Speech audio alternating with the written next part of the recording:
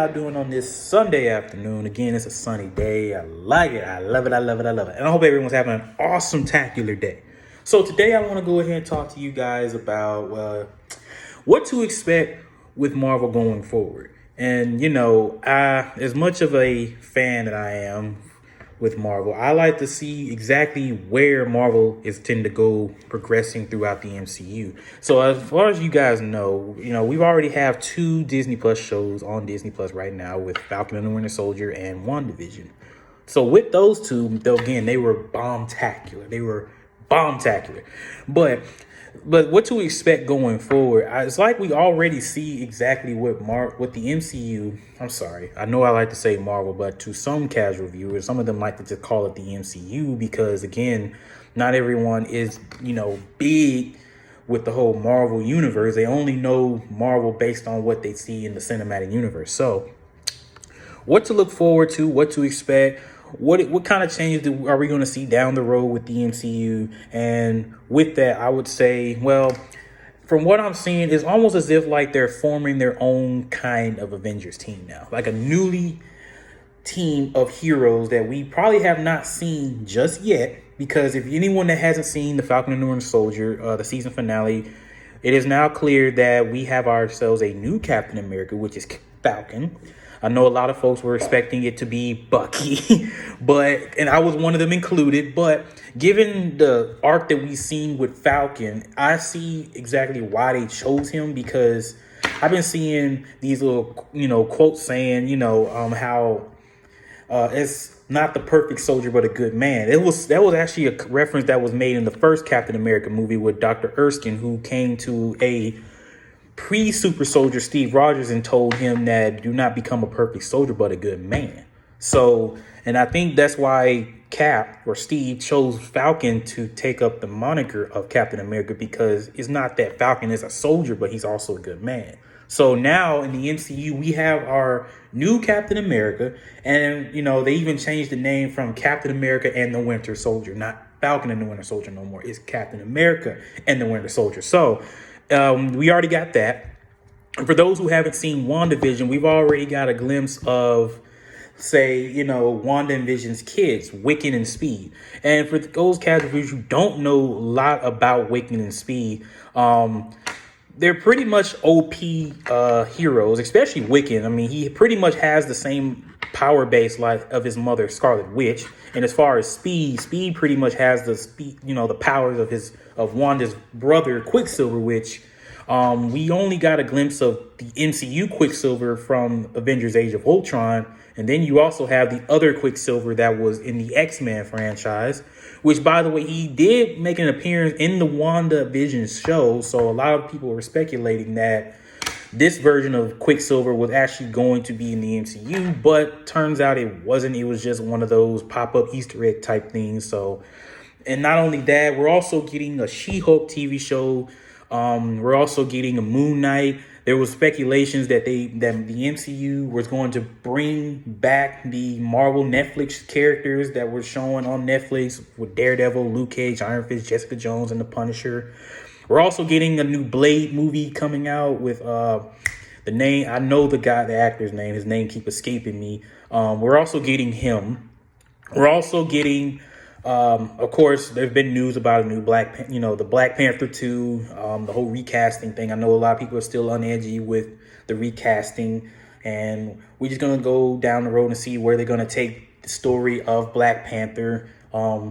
See if they could somehow finish up T'Challa's arc.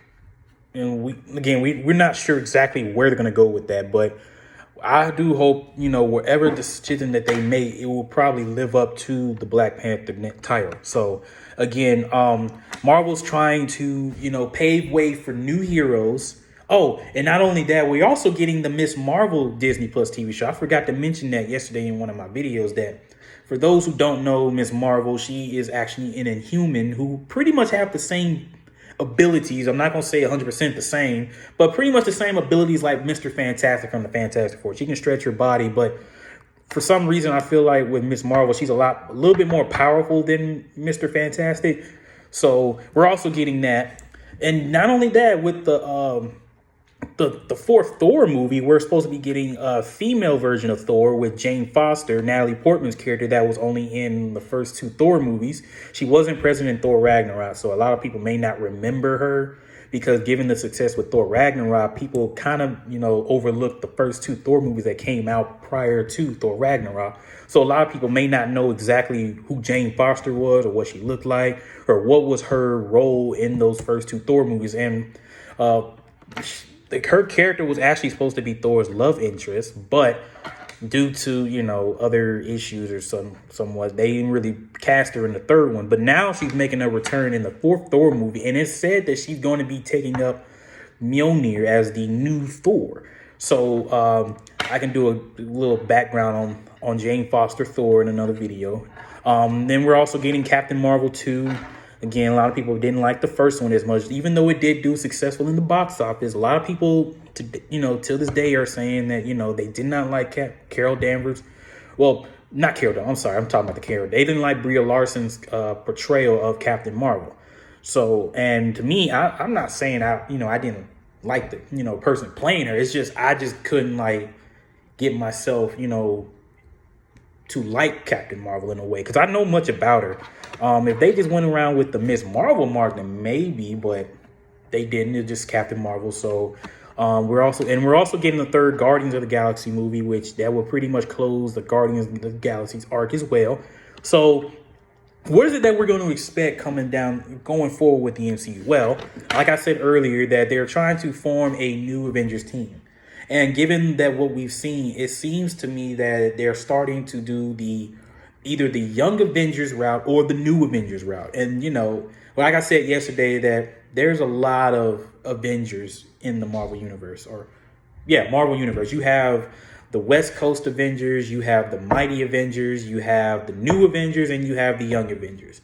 So the New Avengers is pretty much different from the Young Avengers. The Young Avengers are more almost kind of like the Teen Titans to the Marvel Universe. And with the New Avengers, it's almost as if they just pretty much switched all the founding members and added new characters in it, like Spider-Man, Wolverine, Luke Cage. Excuse me. Oh, excuse me again. So, yeah, you have those characters in the New Avengers in case, say, for instance, if the old Avengers were to retire or have been mind controlled or pretty much dead, they had a protocol where you bring in the new form of heroes to take up the role of the New Avengers. And the Young Avengers, pretty much, we've already been introduced to two of them, which is Wiccan and Speed, with the kids of Wanda and Vision. So with that, it may be possible that they're going to probably age them up to where they can be part of the New Avengers team. We're also having Miss Marvel, who was also part of both the Young Avengers and the New Avengers. So it's a chance that she can join the New Avengers, the Young Avengers, with Jane Foster becoming the new Thor. And then you also have Falcon as the new Captain America. They can be the new part of the Avengers, the New Avengers. The only members that's missing from the New Avengers, I would say, would probably be like Iron Man, which with Iron Man dead in the MCU, it's possible that they're going to have to find someone to replace him, maybe for the time being, and maybe War Machine, who will be part of the New Avengers for the time being up until we get the introduction to Riri Williams in her own Disney Plus TV show. Because, again, Riri Williams is pretty much like the protege of Iron Man, because as smart as she is, she was in the comics, she actually developed her own Iron Man suit. That's how brilliant she is. She's also an engineer, almost close to like Tony Stark in a way, but she was able to build her own Iron Man suit. She didn't need, pretty much like how Tony did it when he was kidnapped for those 6 months and he ended up building his first Iron Man suit in the cave. Riri did the same thing, but she had more material for her to work with in order to construct her own Iron Man suit. So with that, we may just have War Machine take it up, because I know War Machine is getting a Disney Plus show called Iron Wars. So it may be a chance that we'll see, that character take up on that role as well. And then we also get the She-Hulk Disney Plus show. So that with that roster, that pretty much already sum up the New Avengers. You have Falcon as Captain America. You have Jane as the new Thor. Then you have Jessica Walters, aka Bruce Banner's cousin, who will become She-Hulk, and now you have War Machine, who's the best friend of Tony Stark, will become, he's not going to change his name from Iron Man, but what he is going to do, he's going to fill in that shoe to have like an Iron Man character on the team. And we're also getting a Hawkeye Disney Plus show with Hawkeye training a new protege to take up the mantle of Hawkeye, which is Kate Bishop. But mostly Kate Bishop is actually part of the Young Avengers as well and not only that, we're also getting, with the third Ant-Man movie coming out, we're also getting Ant-Man's daughter going to be part of, taking up a new hero moniker as well. And she's going to be part of the Young Avengers as well. So you pretty much already have assembled your own kind of team of young heroes. The only thing I will say I would like to see maybe down the road is the Awesome Hulk. Now, again, I'm a big Hulk fan. And if you don't know who the Awesome Hulk is actually Amadeus Cho, and Amadeus Cho is also another smart Marvel character in the Marvel universe. He once wore the Iron Spider costume up until that time when Bruce Banner didn't want to be the Hulk anymore, and Amadeus Cho decided to take the gamma radiation and became the new Hulk. Which this time, instead of it being two personalities, is pretty much the same person. Amadeus Cho can turn into the Hulk at will whenever he wants to. Kind of like Jessica Walters' She-Hulk. Pretty much the same. Ain't got to worry about the two minds in one body type thing. Amadeus Cho actually has control of the Hulk. And then not only that, it's possible that maybe down the road, this is a speculation. I'm not saying that this is something that could possibly happen, but it was something that I would, probably like to see maybe going down further with the MCU would be Miles Morales' Spider-Man. Now, I know we've already have Into the Spider-Verse, which is a fantastic movie, or should I say fantastical movie. So as awesome as that movie is, we're also getting a sequel to it. So, Miles hasn't always been a fan favorite ever since his debut. But to some casual viewers that went to go see the Into the Spider-Verse movie, he's starting to get a lot more recognition now, especially with the introduction of him in the Marvel Spider-Man PS4 game, and along with his own solo tie-in game, Spider-Man Miles Morales, which, again, I still haven't played yet. So hopefully I get the chance to not see it, but play it when I obtain a PS5. So that's another character I would like to see. And Nova. For anyone that's seen the first Guardians movie, when they were on that planet Xandar, it was militarized by, of course, the Nova Corps. The Nova Corps is almost similar to the Green Lanterns in DC.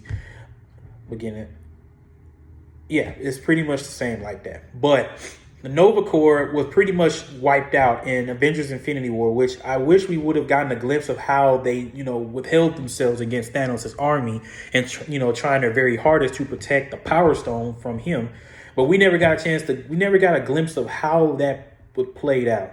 So I'm not sure how they're going to do the Nova Corps movie when most of the Nova Corps have been wiped out, unless, of course, they have other troops stationed other parts of the galaxy. So it's possible. And there's only two characters that I know that are part of the Nova Corps from Earth, and that's Rich Rider and Sam Alexander. However route they take, they may do the Rich Rider part and become like a Captain Marvel of the universe, or they may do the Sam Alexander route, which he's pretty much young and pretty much can fit in with the Young Avengers or the New Avengers, or they can just have two Novas, have one in Cosmic and one in Earth, because, with the MCU, they're doing the whole cosmic side of things, and then they're doing the whole grounded side of things. So, again, we have to just wait and see where they're going to go with that. So, that's what Marvel's trying to do. They're trying to expand their universe by throwing out characters that are not as popular or as well known to the public, and also giving them like their either TV show, either adding them into certain TV shows or having them show up in the movies, like Shang-Chi, for instance. Not many people know. I would say 90% of people don't even know about Shang-Chi. Again, like I said yesterday in my video, I knew about the character. I just never read most of his comics because I couldn't really find much of Shang-Chi's comics when I was going to the comic store. So maybe he wasn't as popular.